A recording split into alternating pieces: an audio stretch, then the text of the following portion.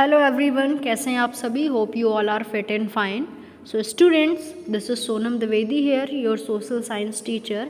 If you not subscribed my channel, please do subscribe it so that you will not miss any videos from my side, and you will definitely able to learn all the rest of the topics which has been expected from your library.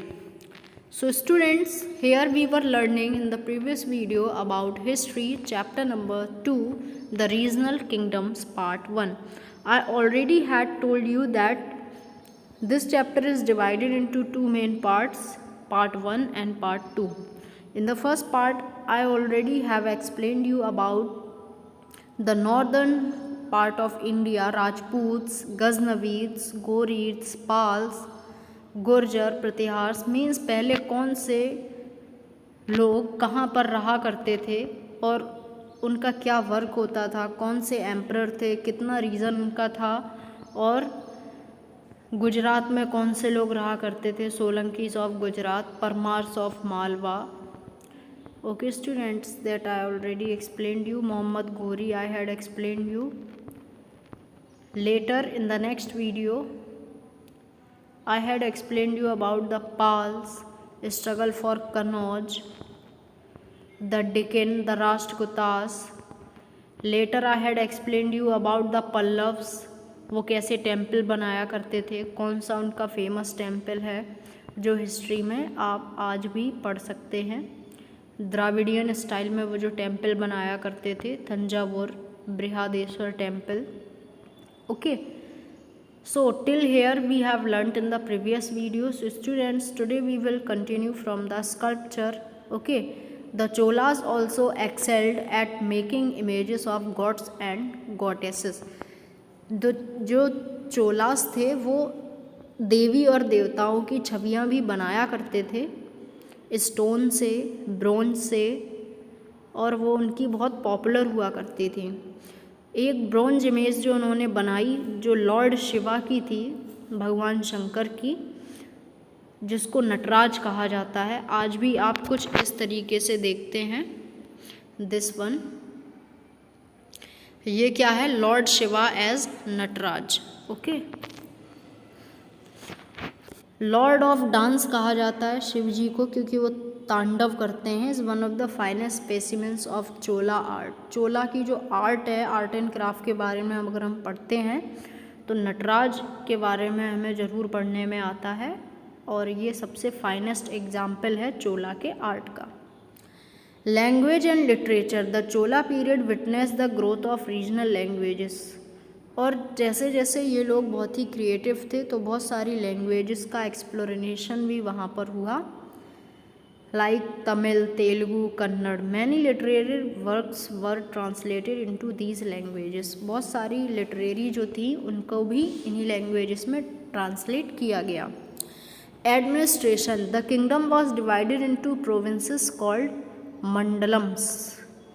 ठीक है ना. तो जो kingdom है, साम्राज्य है, उसको divide किया जाता है जिसको मंडलम्स कहते हैं. लुक्ड आफ्टर बाय गवर्नर्स, यानी कि छोटे छोटे पार्ट्स में डिवाइड करने से किसी भी चीज़ को अच्छे से गवर्न किया जा सकता है, केयर किया जा सकता है. तो वो नए नए गवर्नर्स जो होते थे अलग अलग जगह के, वो उनको गवर्न किया करते थे. Each mandalam was further divided into numerous वालंडस.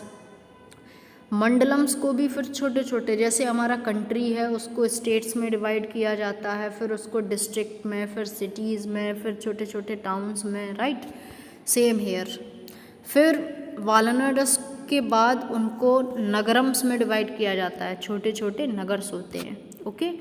Village assemblies क्या होती हैं, local self government was a special feature of Chola administration. यानी कि जैसे आप अभी भी देखते हैं गाँव में एक अलग ही हमें सुविधाएं प्रोवाइड कराई जाती हैं. गांव में एक मुखिया होते हैं जो देखभाल करते हैं, ग्राम प्रधान होते हैं, वो गांव की जो भी बेसिक नीड्स हैं उनको फुलफ़िल किया करते हैं with the help of government. Villages enjoyed freedom in looking after their own affairs. Each village had 2 assemblies. हर गाँव में 2 असेंबलीज हुआ करती थी. द उर एंड द सभा. एक को उर कहा जाता था एंड सेकेंड वन वॉज सभा.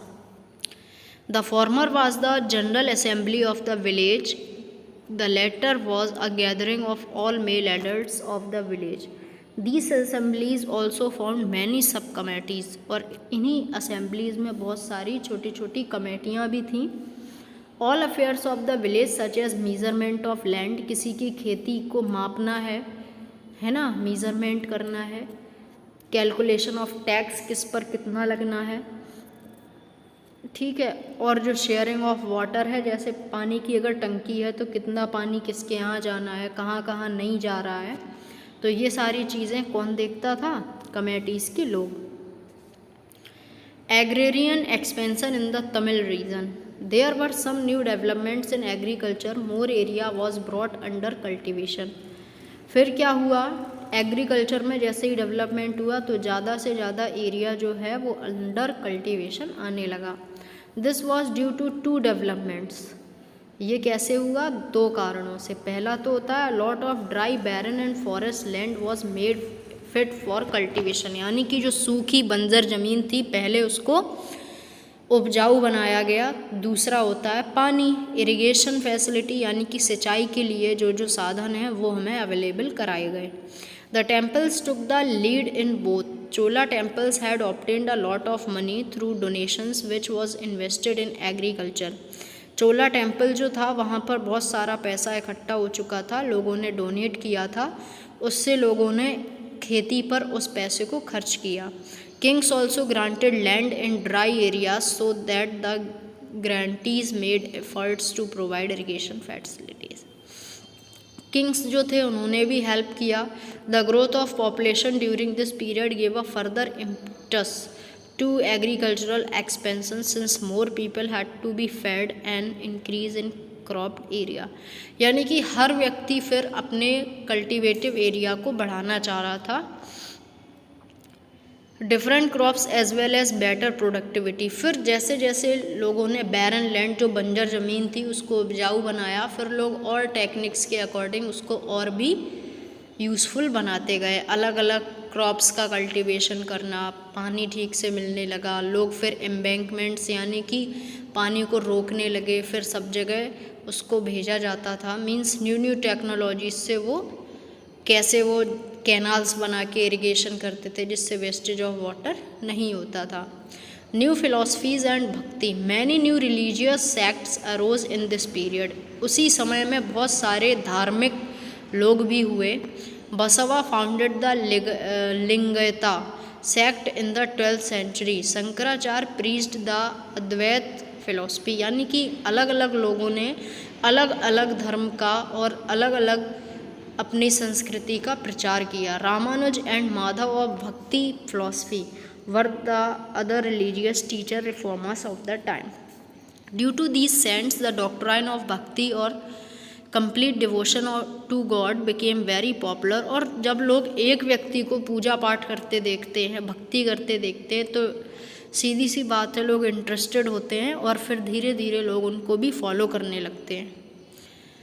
Okay, so this chapter is finished here.